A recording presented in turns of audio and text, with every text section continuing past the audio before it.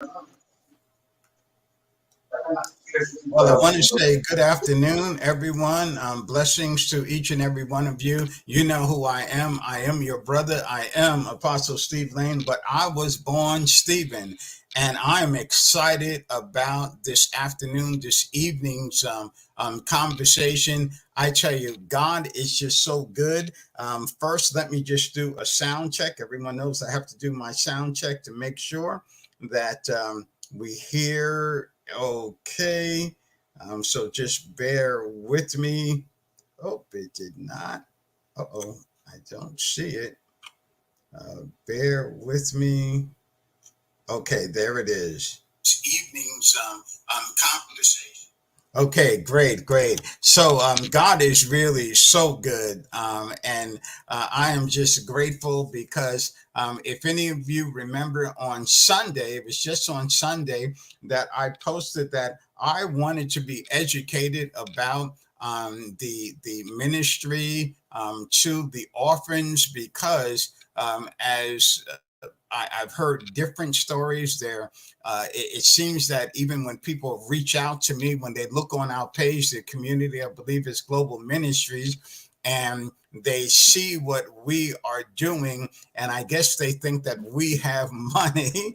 I guess as Americans, they think that we have money. They don't understand that everything is done by donations. But it has been my experience that people are promoting the orphanage.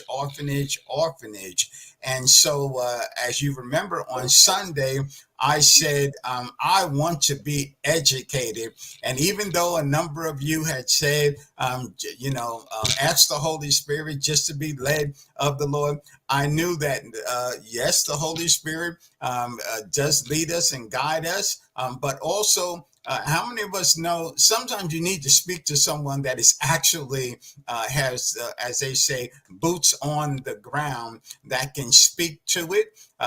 We all know that if you need surgery and a doctor came and said, I don't know how to do this surgery, you're not going to say, well, seek the Holy Spirit and he'll teach you how to do an open heart surgery. You need to be educated. So I'm excited to introduce our brother from Kisii, and he's gonna correct how I pronounce it. Kenya. He was a pastor. He's going to share a little bit more about himself. So I want to welcome everyone. Our brother Dave. And excited to have you, Brother Dave. Thank you. I sent you an inbox and you responded immediately.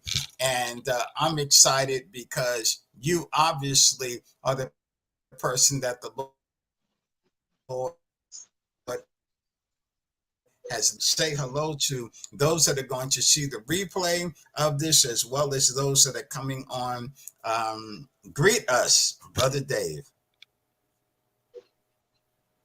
Well, thank you for having me. My name is Pastor David Smittkamp, and I am originally from Minneapolis, Minnesota, 55 years old, and the Lord called me out to this part of the world back in January of 2022. So I've been out here a little over 20 months, and my main purpose to come out here was to try and help kids in the area. For if you look online,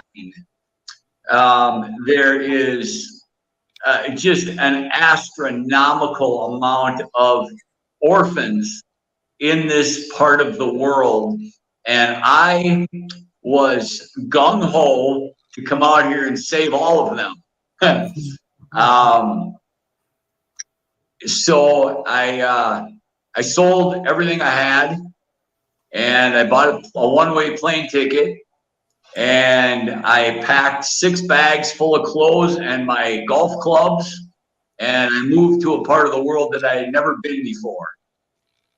Oh my goodness,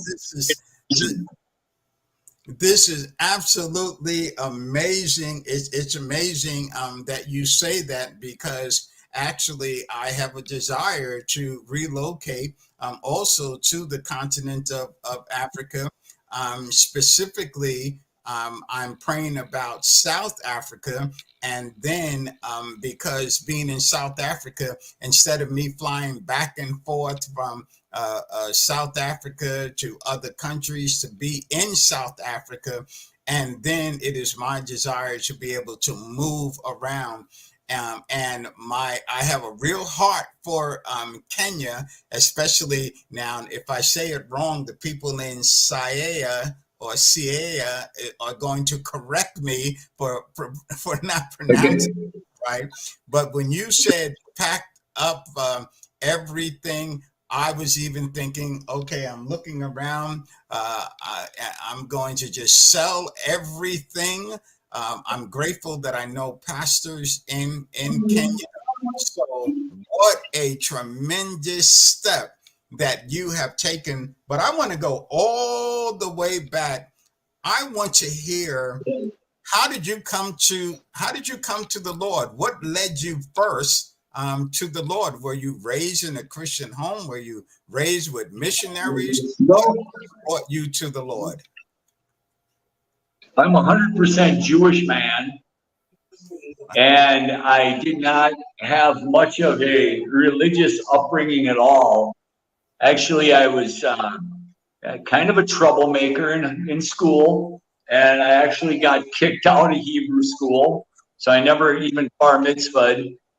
I had a furniture business in the Twin Cities for about 30 years.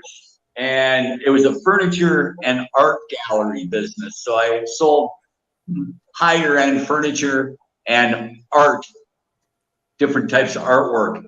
And one of my brothers, actually from, where is he from? Nigeria, I believe. Anyway, African American now, he'd been in the United States for 30 years. Led me to the Lord, said, David, you have to start going to church. And I did. And I fell in love with the ways of Christianity and how Christians in the United States help people and how they look out for one another and how they take care of one another. And the fellowship of Christianity I fell in love with. So I decided to join a church, start becoming kind of a part-time pastor, as it were, and that's what brought me to the Lord. So it was back, I believe, probably right now, about right around 10 years back. Wow. Wow, what a tremendous testimony. And when I think of Minnesota, all I think of is cold weather. You are correct, sir. Yeah, so I think of cold weather, and I think that Minnesota has the nation's, if not the world's, largest mall somewhere in Minnesota. Yeah, right in the same city that I grew up in Minneapolis, called the Mall of America. Yes, yes. So that's it. That's all that I know about Minnesota. I do believe that someone that is a part of our community, I believe it's Global Ministry, she has a cousin from Zambia, Africa, Okay. and she met someone in Minnesota and married him and moved to Minnesota from Zambia. Amen. Yes. There's a lot. In fact, the probably the number one state in the United States that Kisii, that's how you pronounce it, Kisii people go to Minnesota, is the number one state in the United States where Kisii people relocate to, which is kind of still a little odd to me, considering how cold it actually is. Right. Because the weather here is phenomenal. The weather here is beautiful. Yes, yes. And so Wow. So you came to know the Lord. I think you said about 10 years ago. Correct. Yes. And when you said you became like a part-time pastor, what do you mean? Well, I started pastor. A pastor is a very wide terminology. So I'm more of a teacher of the word, and I pastor children here. I help some people in their marriages. Pastor, it doesn't necessarily mean that you're a preacher. So I do teachings here in Kenya where instead of preaching, because here in Africa, people are evangelists. They're very loud and very much in your face. And I am more of a teacher on how the Holy Spirit works and how you can connect with God in many ways. Yes, and I do understand about the styles, because that's what you're talking about. You're talking about the different Yes. styles, and even with my exposure to the continent of Africa. Yes, I've come to learn when I visited Ghana, and I visited Nigeria, and Kenya, and even South Africa. I recognize, okay, they all have this similar style, and Yes. I'm like you. I'm more of a teacher. Now, for those that are listening, and maybe your style is different from what Dave is talking about, and what I'm talking about. We're not saying that anything is wrong with it. We're just simply talking about styles. But yeah, I'm sort of I have a calm demeanor. That's how I carry myself. Anyway, so I'm not a yeller and a screamer, if you will, and and certainly teaching, believe it or not, teaching stays with people.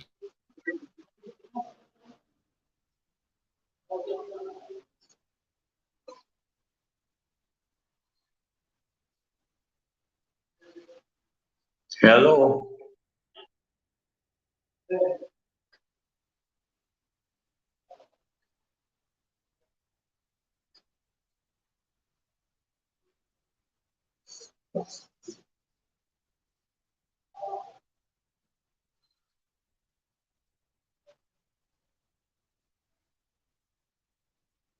Hello.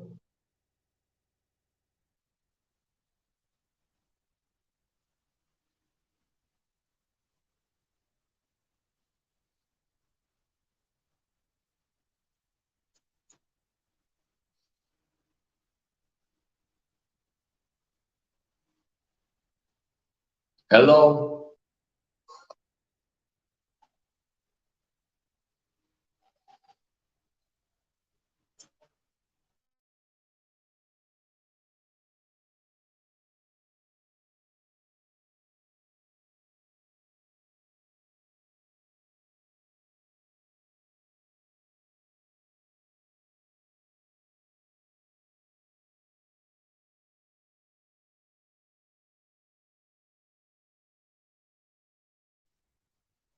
Hello.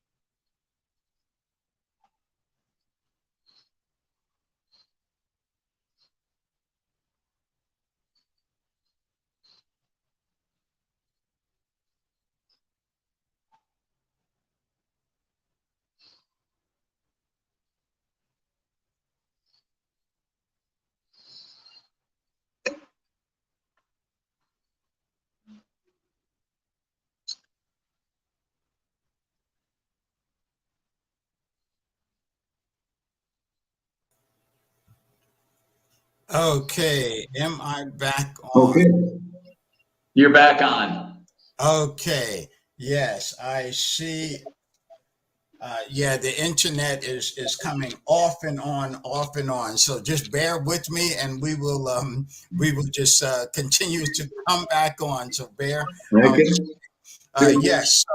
The teaching is so important, and we do understand that there are certain styles that do appeal to different people. I am a teacher, just like you are, and teaching is something that um, really stays with people, and people need to be discipled. People need to be discipled Amen. today. And so that is very, very important. What made you decide Amen. to go to Kenya? You know, to be honest with you, Stephen, I don't know. I had three choices. I was either going to go to Kenya, I was going to go to India, or I was going to go to Pakistan. And I basically flipped a coin, and I ended up in Kenya. Like I said, there was online, it showed that there was a large number of, from what it looked like, kids dying of lack of food, um, getting sick from typhoid, from bad water, and malaria from mosquitoes. So I just, out of the three choices I had, I think I made the best choice. So that's what I had. Now, one of the things that I hear about is very important, of course, is the immigration. How from everything that I'm learning, and I still have a lot to learn, and that is even for me to come to South Africa or a number of countries. They allow 90 days, or you can ask for an extension. I believe it is the case also with Kenya. So, what kind of visa? You said you bought a one-way ticket, I and did. so what kind of visa did you look into that allowed you, to be able to stay longer? Well, originally I got a 90-day visa, and then I applied for an alien card. An alien card allows you to be here for 2 years, and it gives you like kind of a temporary residency almost, right? So then you have to reapply for the alien card here.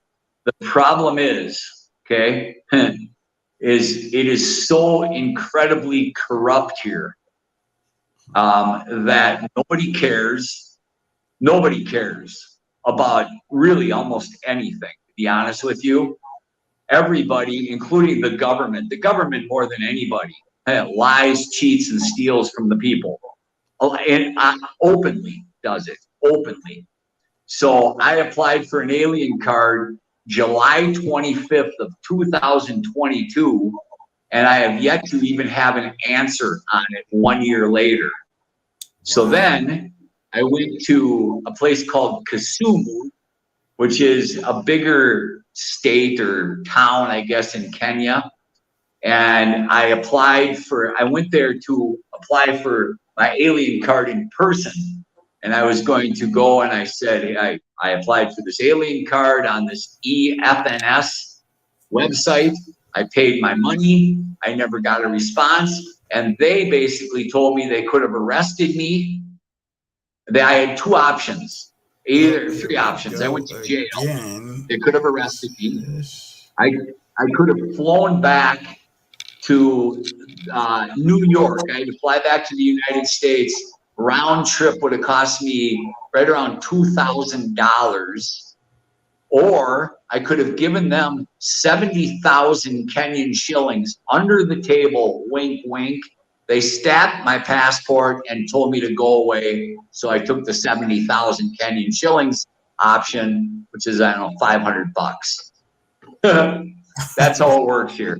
As long as you have money to pay, it doesn't matter who it is. The police, you pay the police, you pay the government, you pay everything. It's all about money. If you have money, you can do anything. And in the wide open here in Kenya, it is just sheer corruption everywhere. There you have it. And the you good, know, the bad, and the right. That's the good, the bad, and the ugly. And there you yes, go. and learning from my brothers and sisters that are there in Kenya, yes, that is something that they talk about in a lot of countries in the continent of Africa. The corruption Horrible. is.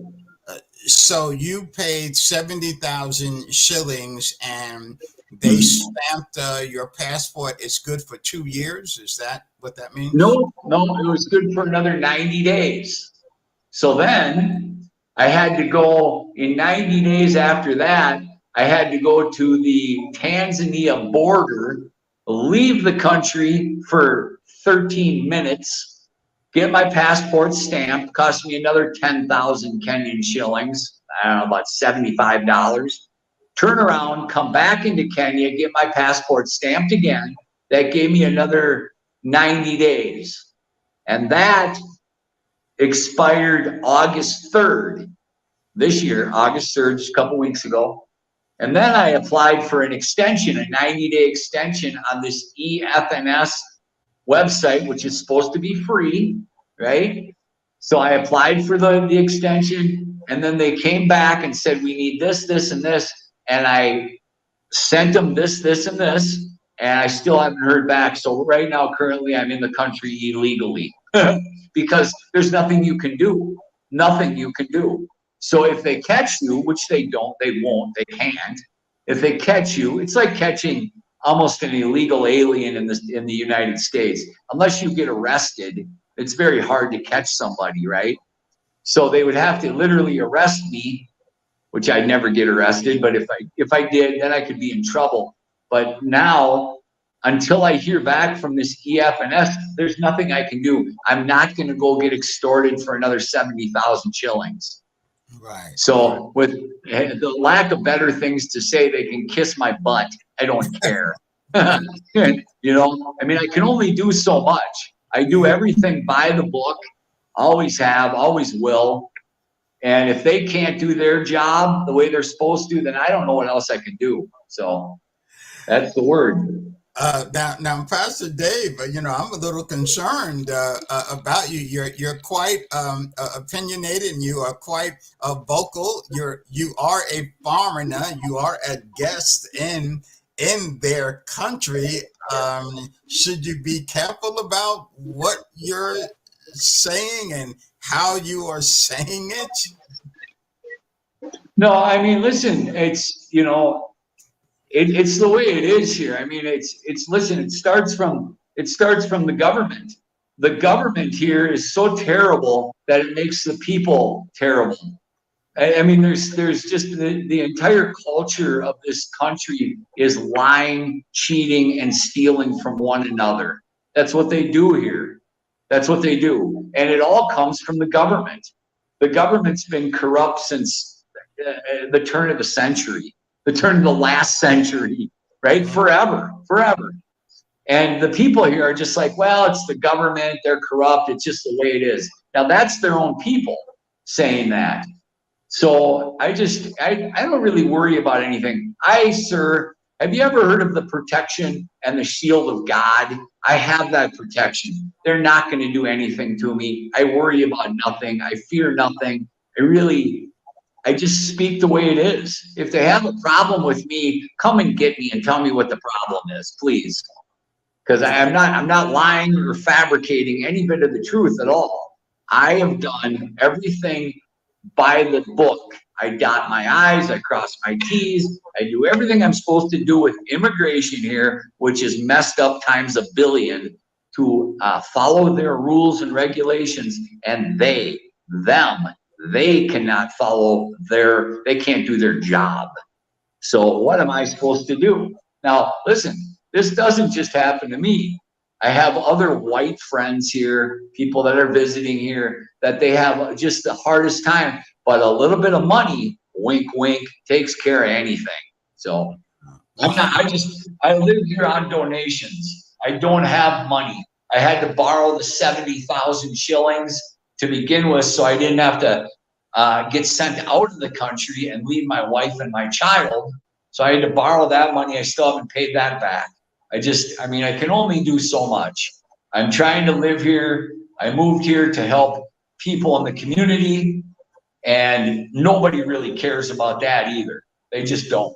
In fact, the government doesn't really want people like me here because it makes the government look weak, because they do nothing for their people. Zero. They do 0, 0, 0. And if you look, sir, at statistics, last year, the United States gave $323 million to Kenya for humanitarian relief. And you know how much money the humanitarian relief fund in Kenya got? Nothing. They do nothing for the people. They take the money and they put it in their pocket, is what they do. If you're handicapped here, sir, if you're handicapped, if you're born with one leg, or you're born with no legs, or you're born blind, do you know what you have to do here, sir? You have to beg. You get nothing from the government. You get no help at all. So people, I see them, they sit out on the streets here all day long. They have one leg, they have no leg, they're crippled, they can't walk, they can't see, they can't do anything, and they sit with a cup and they shake their cup on the street, and they get maybe 75 cents a day to try and go feed themselves. The government does not care at all about the people. Zero. Yeah, that is very disheartening, especially for them to receive hundreds of millions of dollars, and it never has reached the families. Nothing. Now that's just from the United States. That's not saying what the UK and what all of Europe and all, I don't know, maybe possibly China. I don't know what other countries have given to Kenya, but I know the United States, it's documented online, 323 million in 2022. And the orphans here, if you lose your mom and dad, you also receive 0. No help, 0. Oh my. What was from the United States, coming from the United States, which is a country of giving, almost to a fault, in my opinion. Too much they give, in my opinion. Coming from a country like that helps their people. You pay taxes to have help. If you are born into that community and you have a problem, you get some assistance. Here, you get nothing. Go ahead. I'm sorry, sir. Oh, no. Listen, you're actually confirming what I have heard. Now, those that have stated it, they aren't as passionate as you are because they live there in Kenya. And just like you said, it's something that they realize goes on. There's nothing that can be done about it. And it's sad. It really is. What was that like, making the adjustment? Was there a culture shock coming from Minnesota to Kenya? What was that like? It's about 180-degree difference than it is in Minnesota. Like I said, first of all, with all due respect to the people here, because I have some pretty good friends that I've made here, but the people here, like I said, sir, they cheat each other, they steal from each other, they lie to each other, and then they claim that they love God, right? Now, I don't know how you can lie, cheat, and steal from your fellow man and claim that you love God, but it's all over Kenya. So the culture shock is very different. The roads here are terrible. The buildings, people put up nice buildings and never take care of them. So the structures are dilapidated. It's a huge culture shock. Now, I have been to Jamaica. That's probably my favorite spot on the earth.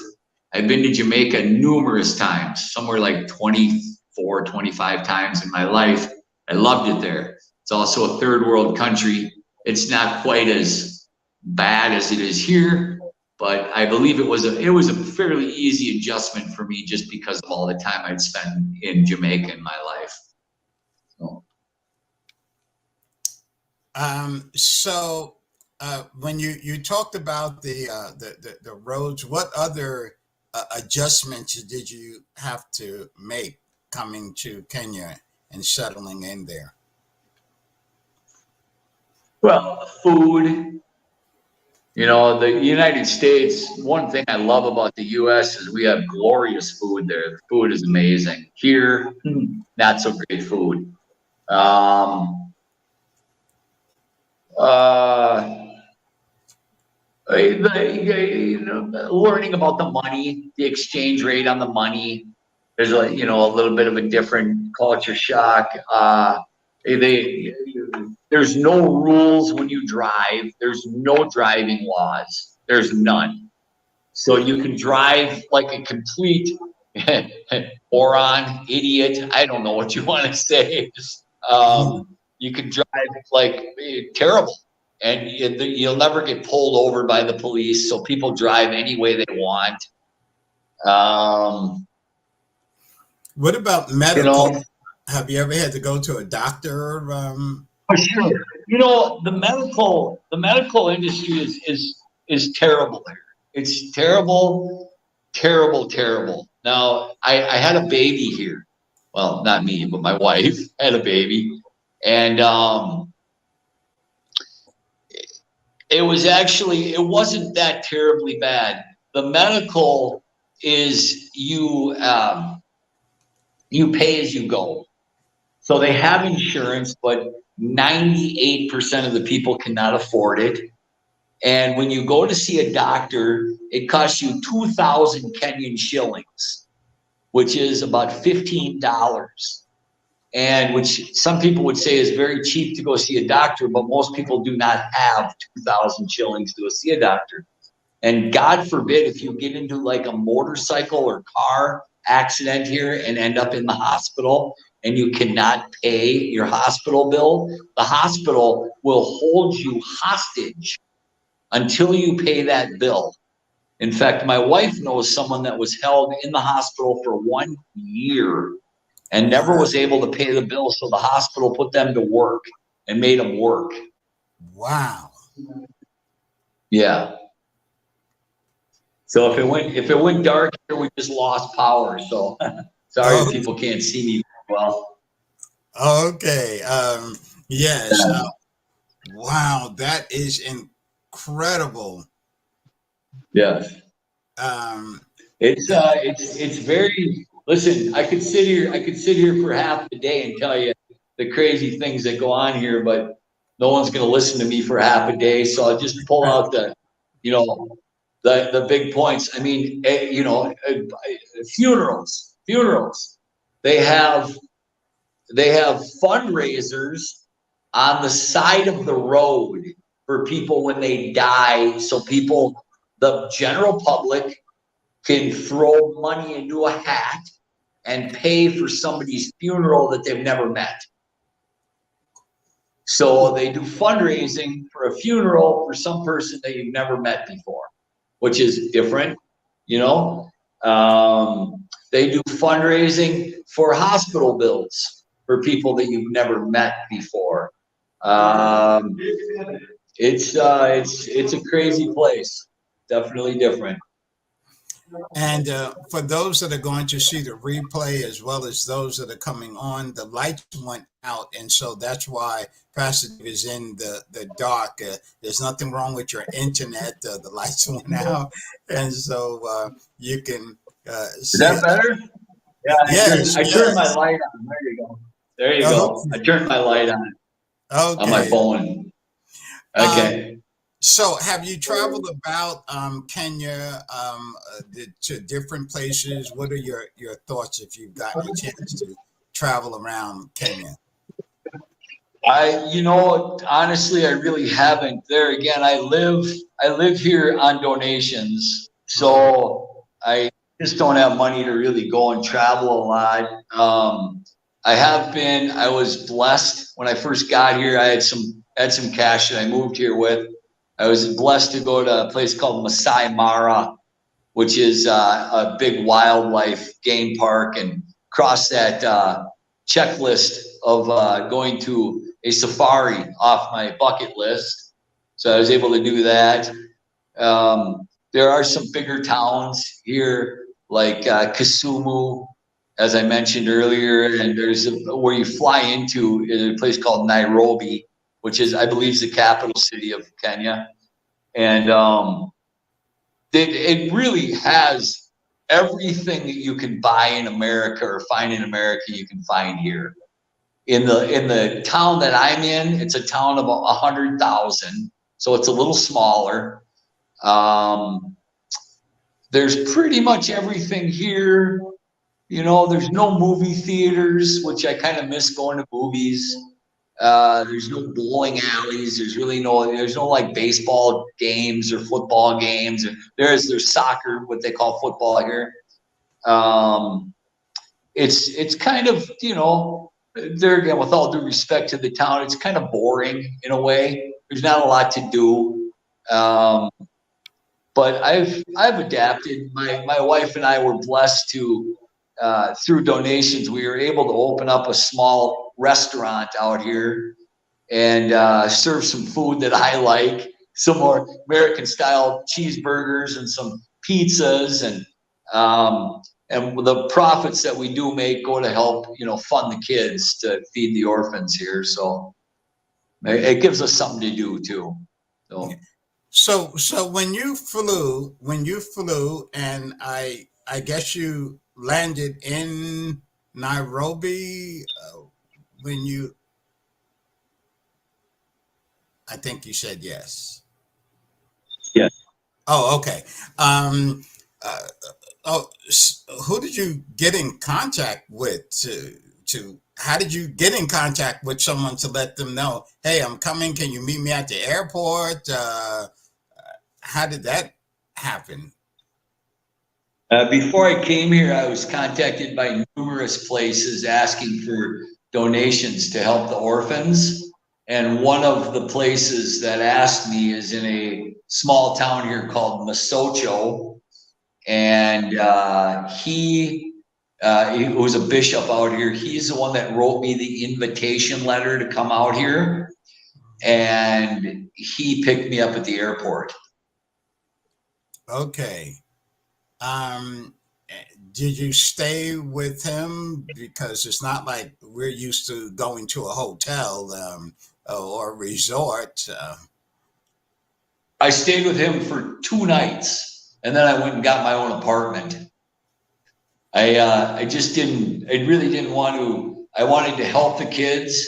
It's just staying around, you know, 8 people that were helping the kids and then 43 orphans on top of that.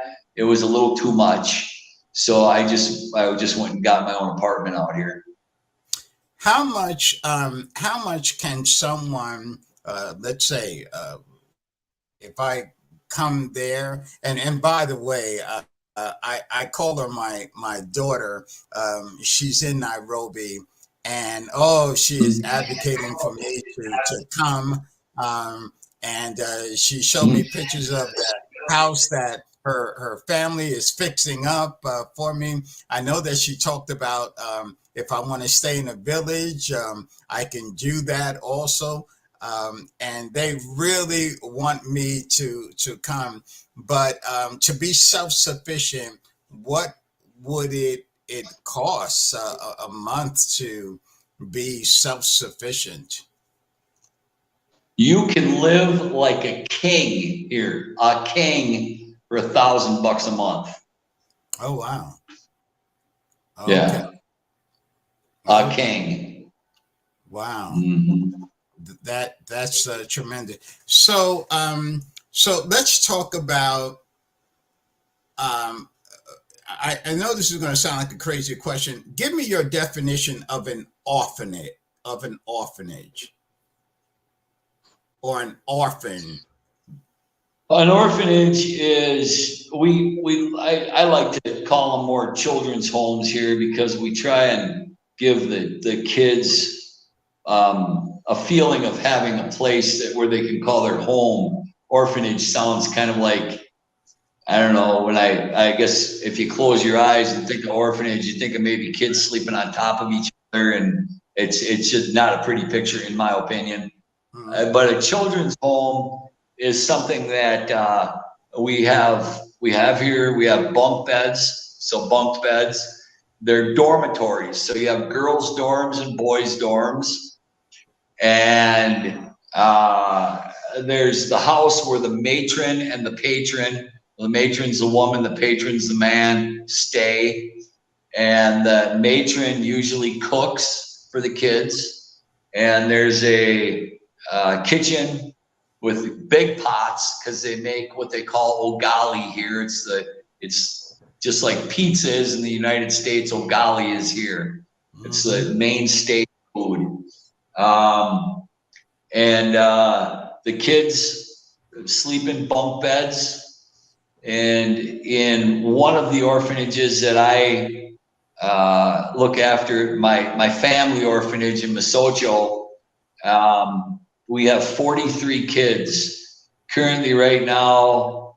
Well, I believe there's 20, I think there's 23 or 25 boys and 18 girls. So there's 25 boys sleeping in a room. Oh, I would say maybe 25 by 25. So it's, you know, no bigger than, it's a dormitory. It's a dorm for the kids. It's anybody from the United States looks at it, it's a miserable way to live. Miserable. It's terrible. The problem is you know, to come up with funding to help these kids live a good life is very difficult. And the fact that there's not a lot of people in this world that really care to help kids, especially in a different continent. If it's kids in your own backyard, you know, it's a different story. But if it's kids, you know, in a different continent that are, you know, possibly, with all due respect, a different color, it just doesn't really touch people's hearts. I believe, I say this quite often, I believe about 5% of the world's population has a heart for giving anyway. So, you know, but we make it like our orphanage in Mesocho is about as nice as it can be for the money that we get in. You know, it could use work. It could use a new roof. It could use some new windows. The kids just got new beds and mattresses, blankets, pillows. Someone donated all that, which was a glorious blessing. We have a church on the compound, so the kids go to church every day. Oh, wow. You know, every morning they wake up at 5 a.m. and go do morning devotionals from 5 to 6 and then get ready for school. So, you know, we make it as pleasing for them. But an orphanage is typically kids that are orphans, that lost their mom and dad to a car crash, AIDS. Many times here, it's kids that have kids, and the kids cannot take care of themselves, let alone take care of other kids. Wow. So you have 18-year-old kids that, you know, and 18-year-olds, they'll explore their sexuality. There's no other way around it. And when they, you know, they can't, they sell, another thing they sell here is fake medication, fake. So even if you're on birth control or trying not to have a baby, you have a baby, and it's illegal here, as it should be, to have an abortion. And when, you know, they have a baby and they can't take care of the baby, they end up in an orphanage. So it's not always the parents die. It's many times the parents just cannot afford to take care of those kids. I see. So, what are the ages? Yeah. What are the age range of these children? Man, I mean, they range anywhere from, you know, a few days old. I mean, we've had babies dropped off before, up to sometimes, like we have a couple of kids at the orphanage right now. They grow up in the orphanage, and then they have a heart for helping the kids, so they stay there and they work in the home because they have nowhere else to go. Jobs are at a scarce here. Very, very, very, very, very hard to get a job here. So they can work at the orphanage. We don't pay them, but we give them, room and board and food, right? So we have kids there from anywhere from a couple of months to 18, 19 years old. And when they, like I say, when they get to be older, they work and they help take care of the young kids. If there is someone, I don't know if I'm going to use the word, well, and just always correct me if I'm using the wrong terminology. But if someone is romanticizing, I want to take care of the orphanage, the children, because I have a heart for it, but they don't have any experience. What is it that what is the reality of what they will experience? I would highly recommend to not do it. Not do it. So here's the problem, Stephen, okay? Here's the problem. Many people out here think that they're going to make money off of the kids. They're going to go online, they're going to take pictures of the kids, and they're going to make money off of these kids that they're taking care of. And that's not the case. So what happens is they get kids, they get 6, 7, 8, 10, 12 kids, and they find out how expensive it is to take care of that many kids. Think about it, okay? I have one child, and he's very expensive. I couldn't, we take care of 43 kids at Mesocho. It costs us $500 a month just to feed them, That's not clothes, school fees, medical expenses, on and on and on, right? So people, if anybody out there wants to start an orphanage, if you have the money to do it, go ahead. If you have the place to do it, the facility to do it, go ahead. The problem here is the government gives you zero aid, zero. They'll give you nothing. And then they charge you to take care of kids that are orphans. So you have to get a certificate from the government. And you have to update that certificate, I believe, every 2 years. And then it gives the government, the corrupt government of Kenya, the right to come to your place, and if it's not exactly in the way they want it to be, they'll arrest you to get more money from you. And they've arrested the bishop and mom many times because sometimes there's not enough food in the pantry. Sometimes there's, the windows aren't as perfect as they want it to be, or sometimes there's just something that's not right that the government does not like, and they'll take you to jail for it. So I do not recommend it. Now I'm going to go a little further, okay? I also would like to tell you that when I got here, the statistics say online that there's like 2 million orphans in Kenya, and it's a lie. It's not true, because there's more fake orphanages in Kenya than there is real ones, by I would say probably 9 to 1. Wow. So for every 9 fake orphanages there's 1 real one, because people believe that they can make money off the kids. So what they do is they go into the village and they get all the kids, the younger kids, and they say, hey, Johnny, Tommy, Joey, go put on the dirtiest, holiest, crappiest looking clothes you have and pose for a picture or a video. Wave to the camera, Joey, and say, oh, we really need food. Oh, can you help us, please, right? And they make these videos and they send them to people on Facebook to try and capture the 5% of the people that have a heart for giving. And when one of those 5% of people start giving to them, it just happened the other day. Just the other day, there was a team, like 6 or 7 people from Georgia through a church. They were giving to an orphanage in my part of the country, in Kisii. The scamming capital of Kisii is a place called Ogambo. Okay, so in Ogambo, whenever someone from Ogambo reaches out to me, I'm like, yep, scam, and I block them. I just block them. I don't even talk to them because I know that they're lying about it, because there's one or two, maybe three real orphanages there.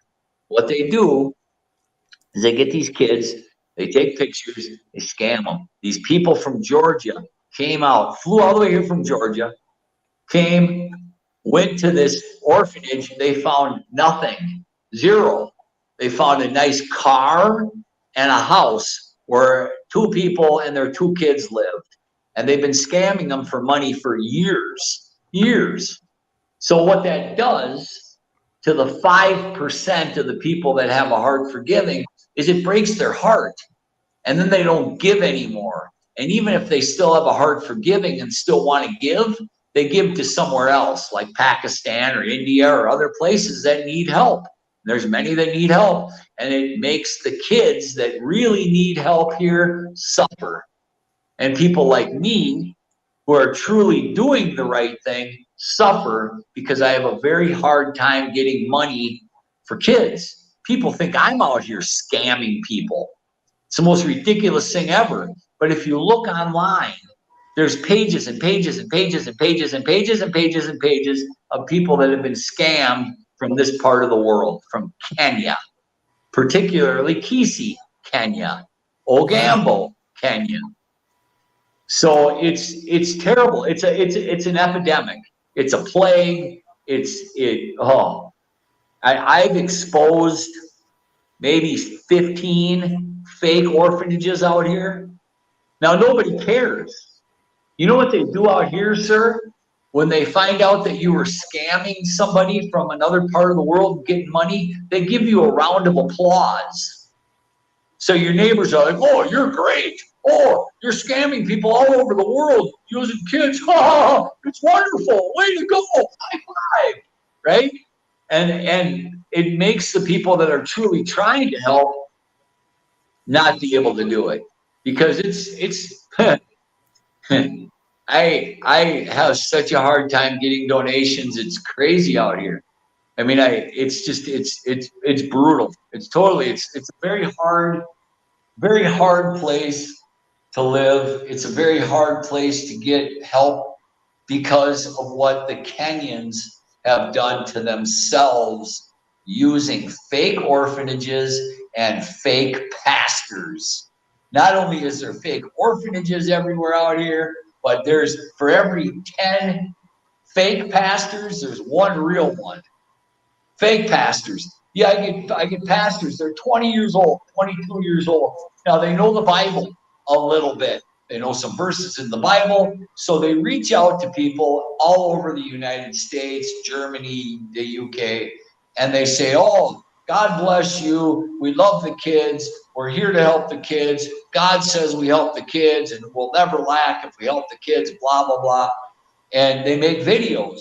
They throw what they call 20 bob to these kids in the village, right? The worst clothes they have on. They make a video. They each get paid 15 cents. They go back to their houses. They start making money off this video. And then everybody suffers from when it happens. And the police and the government and everybody in the community, everybody knows that it happens regularly and nobody cares. It's horrible. Oh, sorry. Okay, it's horrible. Times a billion. But it's been happening. Probably never going to stop. Yes, very. Oh, okay. I have to wait for them to come back on. Yeah, very sad. And this is amazing. And yes, I didn't know what to expect, but I knew that, and with all due respect, I'm so glad that the Lord led me to Dave, because yes, we want things to be legit, And we want to know that, first of all, we don't have the money to be scammed over. We're not in that position. So even for those in the community of believers, you who give, I know it is a sacrifice. I know that it is a sacrifice. Sorry about that. Oh no, that's fine. Whenever that I happens, apologize. I hit a bad button. Sorry. Yes. Listen, the reason I'm really passionate about this is because I moved halfway across the world. I gave up my life, to move to a poverty-stricken spot in the world where people lie and cheat and steal from each other and lie and cheat and steal from kids. Do you know what an abomination to the Lord it is when you're using the kids to try and get money, and you're saying you're helping the kids and lying with using kids? I mean, I would not want to be those people. Do you know what I mean? It's horrible. It is. And then once again, the government doesn't care. The government knows. I mean, I've had people do stuff. Once again, I could talk all day about what people do here. It's crazy. It's ridiculous. All for money. All for the love of money. Yeah, go ahead. Oh, it's not. Just as I was saying earlier, even just as you said, your own donations, you live by donations. What should I know? What should we know if people write us? Talk about that they have an orphanage. How would I know who is legit and who is not?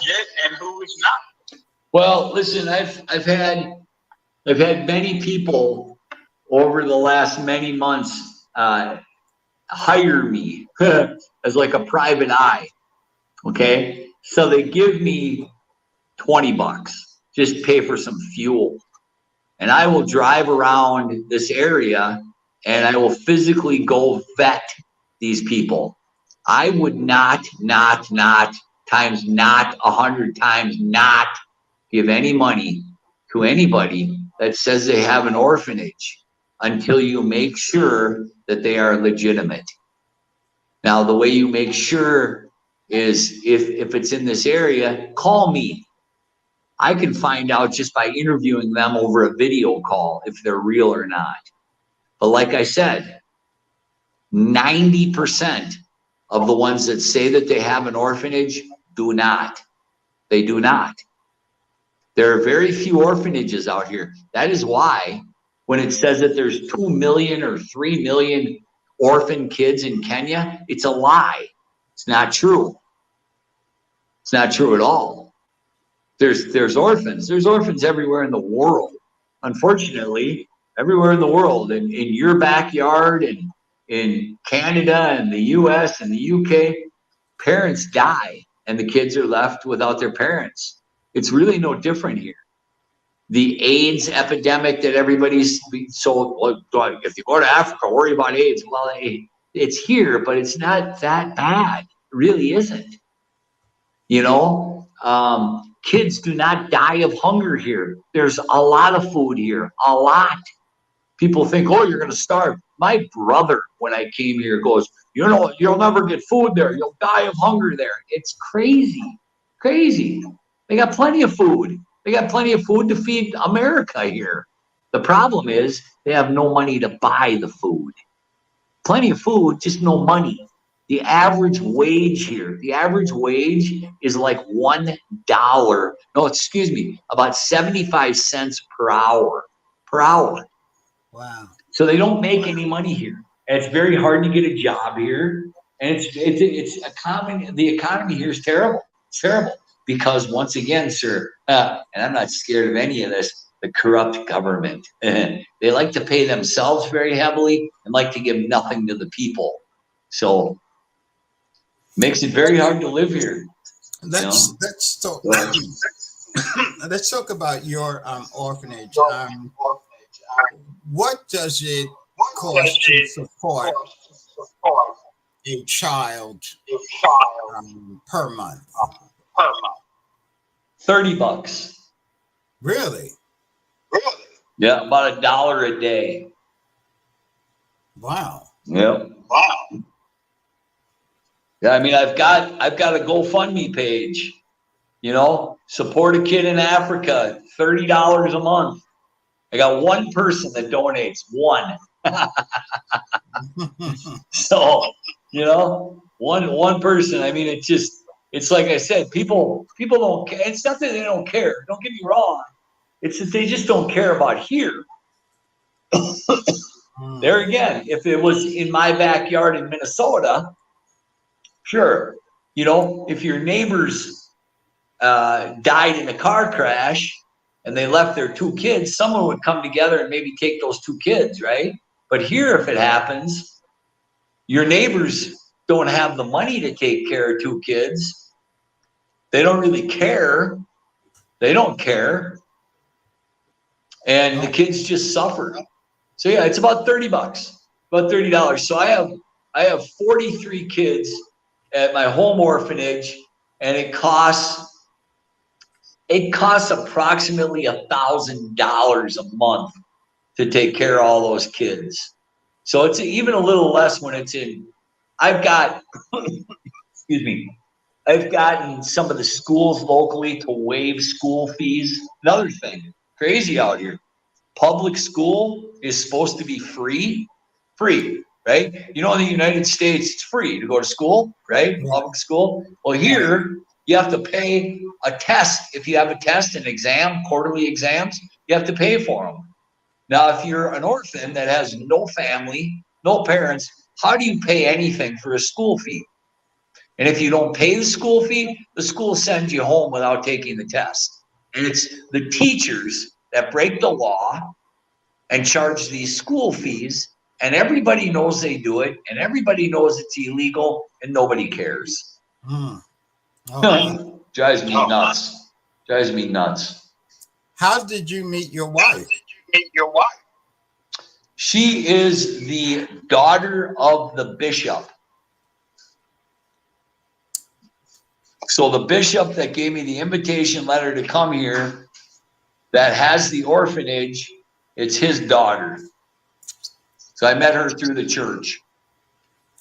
Okay. I know in some countries, if you marry someone who is a citizen, then you can receive like a spousal visa. That's not the case in Kenya. It is the case, but you need to get what they call a special license here, and a special license is like is about as easy as getting my extension on my visa. It just doesn't happen. So they make everything as difficult as they possibly can. And what we did is we had a marriage in our church under the eye of God. We just didn't do it legally under the government rules and regulations. So we got married in the church, 150 witnesses, said our vows, exchanged rings, kissed, blah, blah, blah. You know, we just didn't have the paperwork because we could not get it. If we could have gotten it and gotten this special license, you need a special license to marry a foreigner, apparently. I don't know. Listen, this whole immigration stuff drives me insane. It is absolutely bureaucracy to the fullest of the extent of garbage. Go ahead. Well, my daughter, I know that you are listening. I know you are advocating for me to come to Kenya. And then you are And now you listening are to the challenges listening to the that challenges that I did not even know I did not about. know about. So I think you're So learning also I think you're learning also about those It's challenges. listen, about those challenges. it's a very difficult place to live. It really is. Yeah, the government makes things very difficult on the people. The price of food here is through the roof. You know, okay, so the average wage here is 75 cents per hour, right?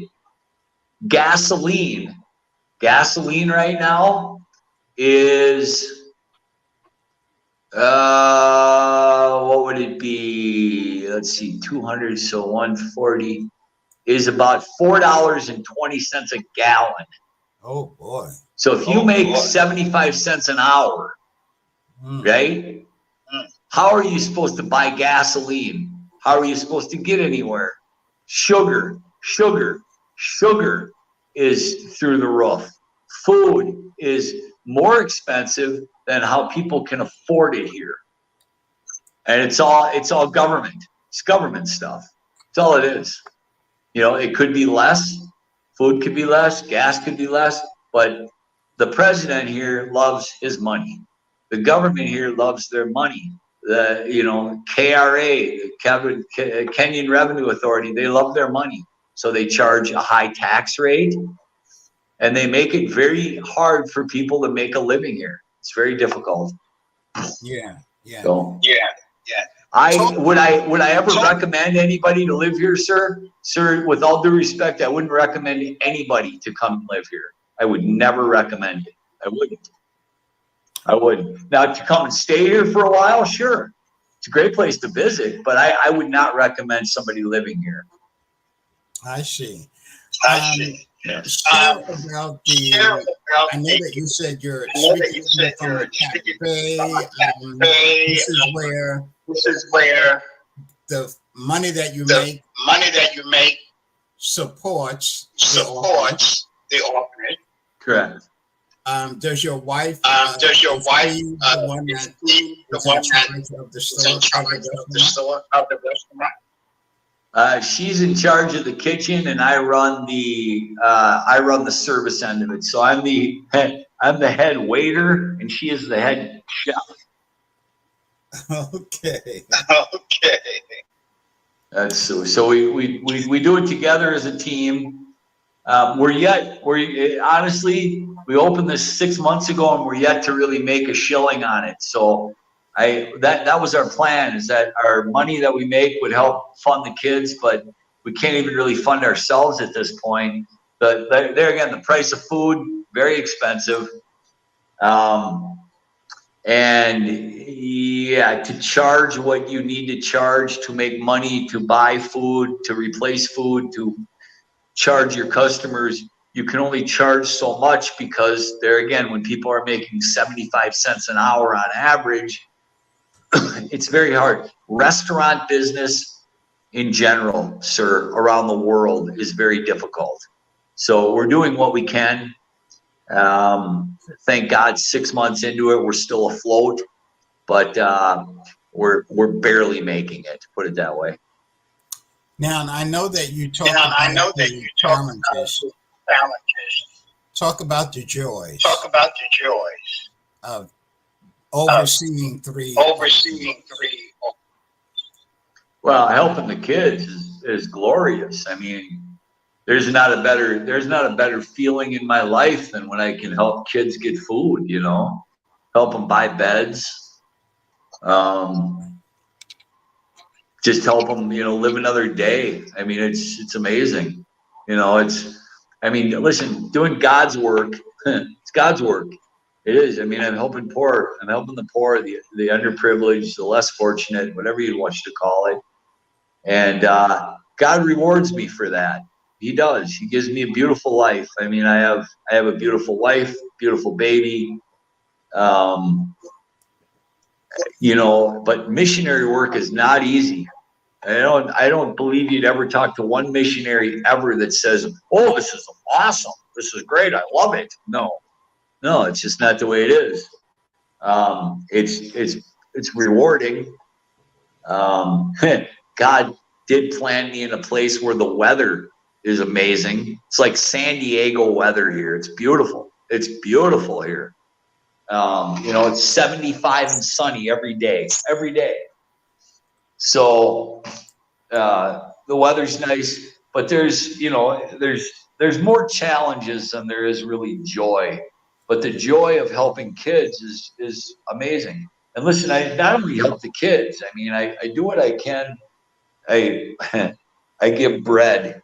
I give loaves of bread out to handicapped people every day. I give money to handicapped people every day. Even if I don't have it, I give to them.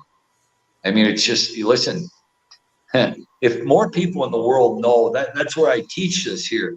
I try to teach it here. Unfortunately, Kenya has a culture of taking and not giving. So I try to teach that if you give, you receive. By giving, when you are in need, you will receive. If you never give, you will never receive, ever. So you could stay in constant prayer your whole life. But if you never give, if you never tithe, if you never offer, if you never help the needy, if you never help people in need, then good luck ever receiving anything when you're in need. It's never going to happen, because the Holy Spirit will reward you if you work on his terms, not yours. Okay? And his terms are you help other people when you can, wherever you can, how much you can. And the hardest thing people have to do is pull out their wallet and give some money.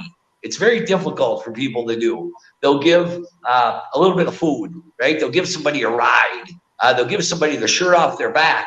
But God forbid they pull $5 out of their pocket and give it to them so they can go buy a hamburger at McDonald's. You know what I mean? Very difficult for people to give their money.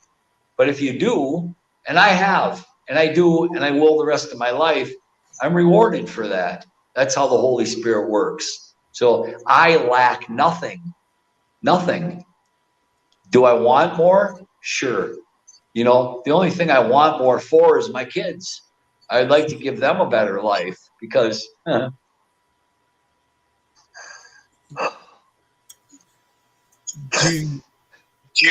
if you see how some of these kids live here, it'd make you sick. It'd make you sick.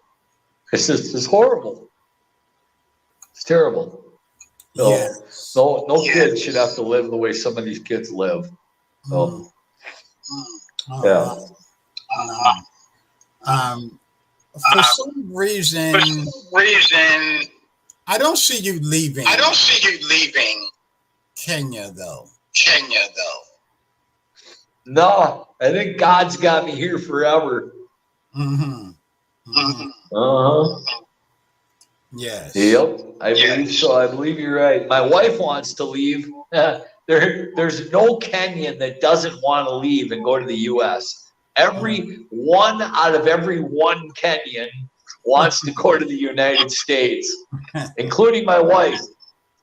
But yeah, I believe that I believe I'm here to stay. I don't think I'm going to be traveling anywhere else. I'd very much like to help other people in other parts of the world. I would. And I truly believe that one day, maybe the government, maybe they'll open their eyes and maybe they'll start doing the right thing and they'll give the money to me to actually help the real orphanages out here, the real people that really need help. I'd like to start a soup kitchen in my restaurant. I would, for all the handicapped people in our area. There's hundreds of them, hundreds. Like I say, they sit on the side of the road with a cup, which is not the way to live a life if you don't have legs. You know what I mean? You get 75 cents a day sitting, shaking a cup in the middle of the dead hot sun, even if it's 75 degrees, the sun's still hot.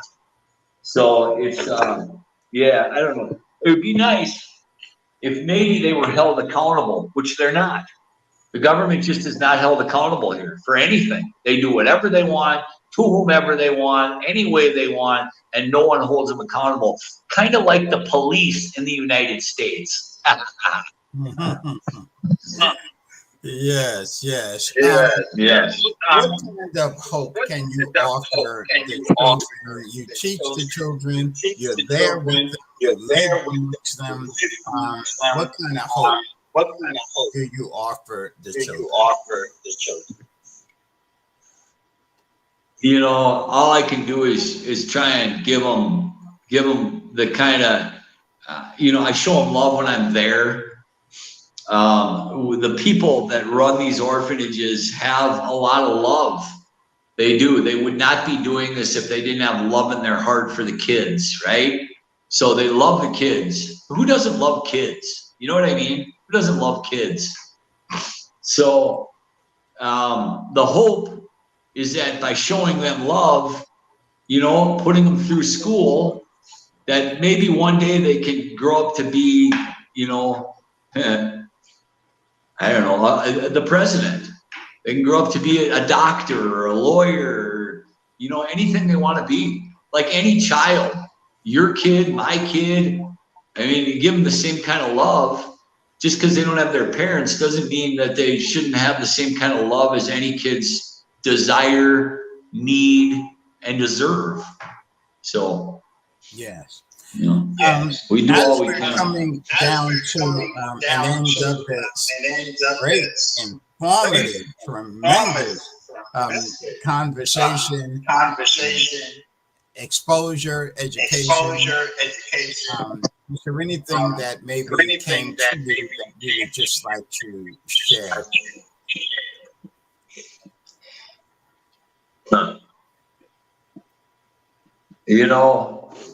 I would just very much urge anybody that has the heart for giving out there to, if it's to this part of the world, you can contact me anytime. My name's right on there. I'm very much right out there on Facebook. You can friend me. I'd be happy to answer any questions you have. I'd be happy to go investigate anybody you want me to investigate.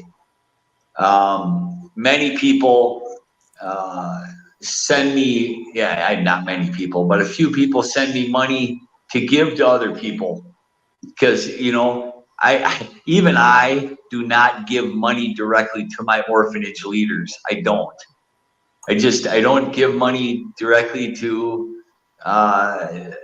people that, just anybody here. It's not just Kenya, just anybody. I take it and I make sure that exactly what it is intended for, I buy for them, whether it's, school fees,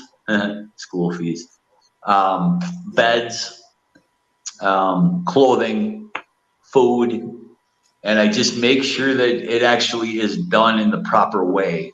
So if you have a heart for giving, you want to give, that would be great. I can always use the help I can. I mean, I've got one decent donor in the United States, one. Thank God for him, because he actually gives me enough money where I can live here. And if it wasn't for him, I don't know how I'd make it here, because it's very hard to make a living here. But, pray for the kids. I mean, please just say a prayer. Prayers go a long way. When we all pray, our spirits connect and doors open and things can happen. Miraculous things can happen. Miracles happen through prayer. Through prayer builds our faith. Through faith becomes blessings. Blessings continue our prayer life, and our prayer life is how Christianity we live, through prayer. So if you can't give monetarily, it's okay. Say a prayer for the kids. But do not take the word for somebody that goes and takes kids from their community, takes pictures, and recites scripture and says, I love God, I take care of kids. Look at their age sometimes. Some of these kids, it just makes me laugh at times. I look at their bio, right, on Messenger or Facebook, and it shows the kid's 23 years old and he says he has 30 kids he's taking care of. I mean, come on. Really? Where in the world does a 23-year-old kid take care of 30 children? Never. Never happens. Never has and never will. So use your intelligence. If you're going to give money, make sure it goes to the right cause. You know, most of the your UNICEFs, your Red Crosses, your your big major corporations that people like to your 501c3s, your nonprofit organizations. The problem is about 25% of that money goes to the charity, 75% goes to the CEO and the DEO and the FEO and whoever else works for that organization, because they all need to get paid. And when it comes down to it, for every dollar you donate, 25 cents actually gets to the beneficiary. So in my organization, it's completely the opposite. And I'm never going to lie about anything. I take 25%. So for every dollar that gets donated to my organization, I keep 25 cents, give 75 cents to the kids, because I have to live. Now, if more money gets donated, I don't need much to live. Like I said, I got one donor that donates enough for me to live on. So very soon, you know, I can just give 100% of everything that gets donated directly to the kids. That's what I'd rather do. I did that when I first got here, and a friend of mine that's been here for 12 years,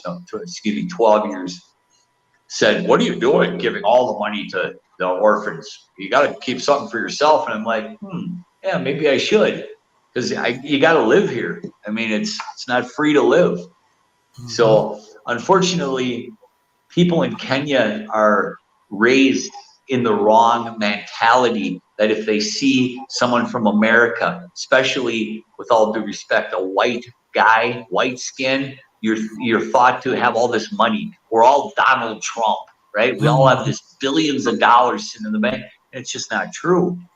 So my hope is that one day maybe people will get raise their kids a little different. That hey, we all bleed the same inside. We all have a heart and a brain, and we're just people. And you know, by giving, it comes blessings in your life. Try it sometime. God states that we should give 10% of what we make to the needy, not necessarily to your church, but to needy people, right? Give it to a street kid, give it to an orphan. Get 10% of what you make, tithe 10%, and see what God can do in your life. Try it. If you've never tried it before, anybody listening out there, just try it and see how it benefits your life. I'm living proof on what it does for your life. So that's about it. I appreciate everyone that listens. You know, if I touched one person, great. If I opened up some ears or eyes to anything out here, great. Maybe the government heard what I said and they'll come ask me what's going on. I doubt it, but anyway, that's all I got. I appreciate your time, sir. Well, what I'd like for you to do, just inbox me.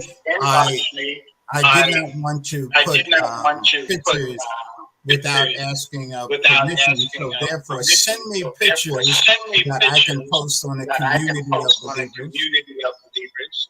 Also, if anyone desires to give, send me that information. I cannot guarantee who will give, who won't give, but I can at least put the information. Yeah, it's a GoFundMe. It's a GoFundMe page. I've had it up for probably a year. Now probably maybe even a year and a half. I think I've gotten about $4,000 in a year and a half. Yeah, anybody that would like to donate something, it would be great. Listen, $20 feeds 43 kids for basically a day. I could take $20 and feed an entire orphanage for one day. So how would you like to feed a whole batch of kids for a day. How about $20? So, Yes. and like I said, listen, people, you're never going to experience the true blessings of God, in my opinion, ever, unless you truly, what does that say? Should we use M-Pesa? Sure. You can use M-Pesa too. I mean, my phone number, can I give that to you right here? It's 0718-333-294. It comes up as David Smittkamp. Yeah, you'll never experience the true blessings of God unless you give. You can live the most holy life you'd ever imagine. But if you don't give, your blessings will not be as true and as glorious as they could be. So I will send you some pictures, and I'll send you a GoFundMe link, and I appreciate your time more than you could ever know, sir. And send me that phone number also that I can post. I will. I I will. Well, Dave, I will. Really, God bless you. I really appreciate it. Thank you. I have been just informed. Now I won't feel confused as to who is who. And this is why even in what we do as community of believers, we just work with one ministry. We can't save the world. We don't have it that way. And we just trust God just as you are. For those that will reach out to give. So we will post your information. Photos. Thank you so much. Hey, you're amazing, sure. If you make it out to Kenya, please look me up. I got a nice place for you to stay, a great restaurant for you to eat at, and I'd love to hang out with you for a day. Take care of yourself. Yes, and my daughter Prudence, she's working on it, so she's working on a place for me to be her and her family. But yes, I would love to meet you, and it would be great. It would be fantastic. Yes. God bless you so much, sir. You take care. All right. Blessings. All right. God bless you. Amen. Bye-bye. Amen. Well, family, this was absolutely tremendous, tremendous. The Lord opened up this door, and it is so important that we are educated. There is so much that we're doing.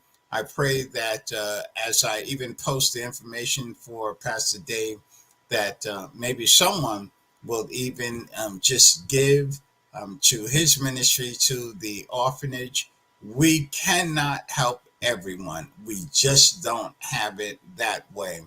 And so that is why it is my prayer for those that are constantly reaching out to me. My prayer is that the Lord would open up doors, even that someone would give to your ministries also. But thank you, each and every one of you. If you got this far, for those that are going to see the replay, blessings to you.